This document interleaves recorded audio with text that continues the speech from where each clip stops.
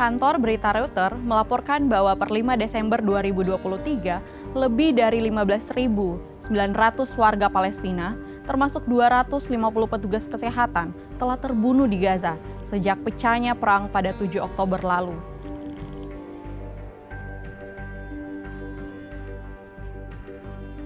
Laju serangan Israel yang terus berlanjut diperkirakan berpotensi menambah korban luka maupun jiwa.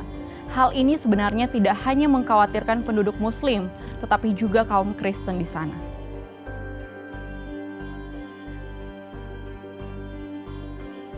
Mantan pendeta Gereja Baptis Gaza menceritakan pengalamannya ketika ia terjebak di Mesir dan keluarganya tertahan di Gaza.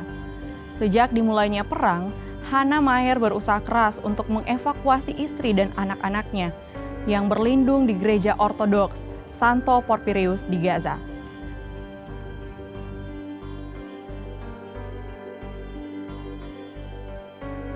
Sementara istrinya yang bernama Janet Maher tidak bisa mandi berminggu-minggu di tempat perlindungan itu.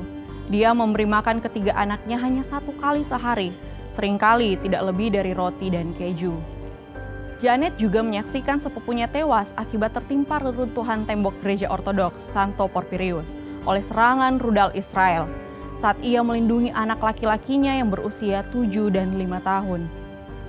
Korban Arab Kristen Palestina lain juga berjatuhan.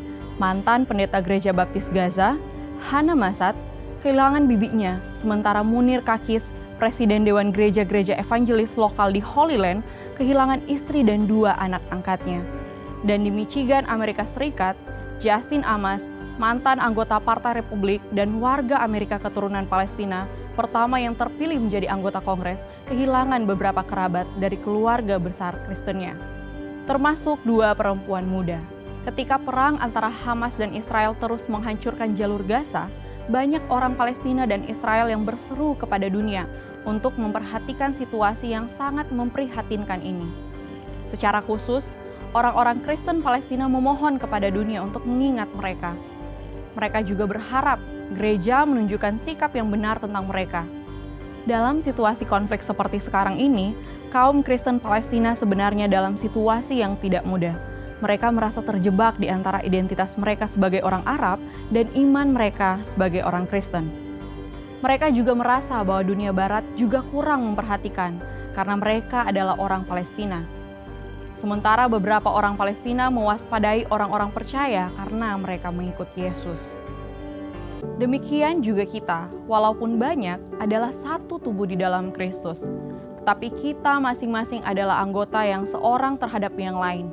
Itulah yang tertulis dalam Efesus pasal 4 ayat 4-5. Oleh karena itu, kita seharusnya juga mendoakan umat Kristen di Palestina dalam menghadapi situasi sulit saat ini. Kita memohon kepada Tuhan untuk terjadinya perdamaian di Palestina.